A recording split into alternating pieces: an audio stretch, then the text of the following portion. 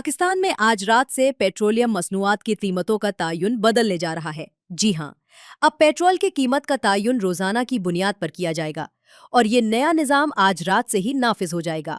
इससे पहले हुकूमत ने आलमी मंडी में कीमतों के तेज उतार चढ़ाव के बाइस हफ्तावार बुनियाद पर कीमतों में रद्द-ओ-बदल का निज़ाम मुतारिफ कराया था, ताकि आलमी मार्केट के असरात को निस्बतन मुतवाज़न अंदाज में मुंतकिल किया जा सके।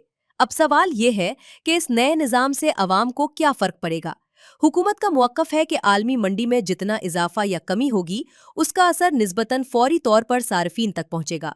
दूसरी तरफ अवाम में एक राय आम पाई जाती है कि जब पेट्रोल सस्ता होने वाला हो तो पेट्रोल पंप्स पर पेट्रोल आसानी दस्तयाब रहता है, लेकिन जैसे ही कीमत बढ़ने की खबरें आती हैं तो बाज़ जगहों पर पेट्रोल कम मिलने या आर्जी तौर पर दस्तयाब न होने की शिकायत सामने आने लगती है।